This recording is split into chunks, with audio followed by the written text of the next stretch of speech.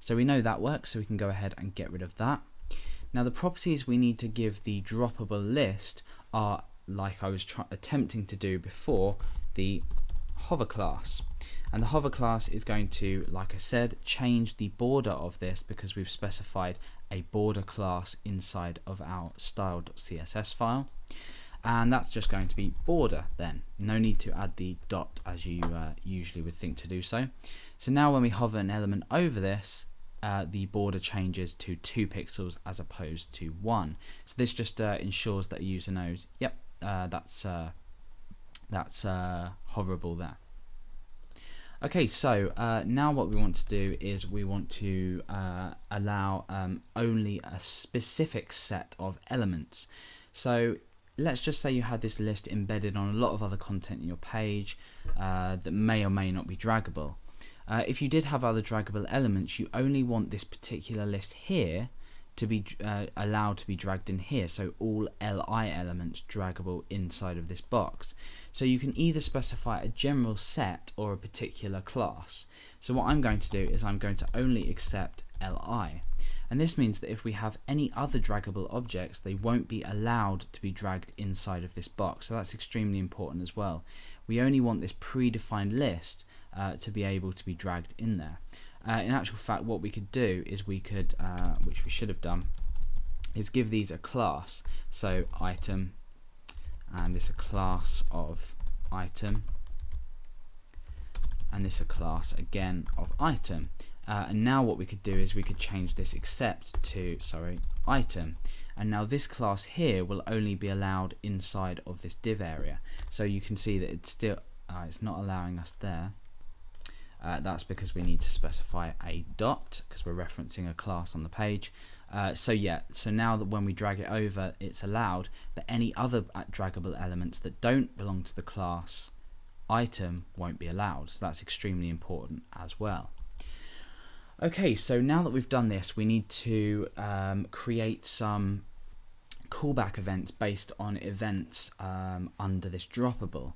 So what we want to do is we want to create a drop function when something has been dropped. So we comma separate. I'm going to come down a little bit here to make this a bit neater, and I'm going to specify a drop event here. Now the drop event is going to be a function, so we create a function as we normally would, and the contents are going to go in here. So let me just go ahead and alert dropped again. So that works the same way as the example we looked at previously, where when we drop it says dropped. But this time when we actually drop in, we want to take the text associated with the current element we've dragged and append it into this list. So let's leave this part for now. Now inside draggable, when we actually go ahead and start the dragging, we want to set a variable with the text associated with that element. So hopefully that makes sense. If not, I'm going to go ahead and do that now. So I'm going to comma separate that and come down. And inside here, I'm going to say start. So I'm using the start event, and this is obviously again a function. This time inside here, I want to set a variable called contents equal to this, meaning the currently dragged element. So if I was dragging soya milk, contents would then equal soya milk. If I was dragging bread, contents would then equal bread, and so on with water and any other elements. So this dot text, which takes the text in between the li tag there. So contents will now equal the currently dragged element. So the draggable element, once it starts, we have this variable called contents with the name of it. So then what we can do inside of our droppable list under our drop event, we can actually specify what we want to append into this list. So for example, or not really for example, what we're actually going to be doing, we're going to be appending to list. So list.append, and we want to append contents. Then what we want to do is just append a break onto that contents as well, and then we've got a line break after each one. So now what happens is, as we drag the element, it's released and the contents of that is applied into here. So we can take a look at this at a slightly, lesser working level, and we can go ahead and in here we can just go ahead and alert contents.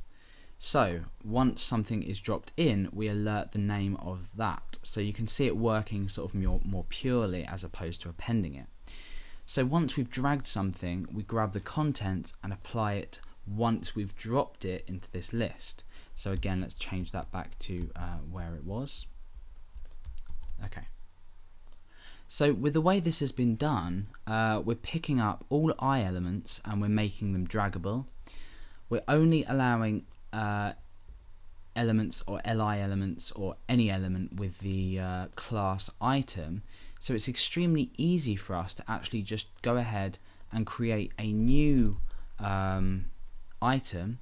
As long as the class is still equal to item, we can go ahead and create a new item. For example, flower. And we can come back and we've got this new flower element which we can now drag because it is an li element, and we can still append it to this list. So the list really is endless. You can add an append or create as many li elements as you wish, and then these will add to the list. Obviously we've got some styling issues there, but we could go ahead and just change our style. And we could say overflow auto, and as we add items to the list, that would then just create scroll bars for us. So some CSS styling there, and then we have a scrollable list.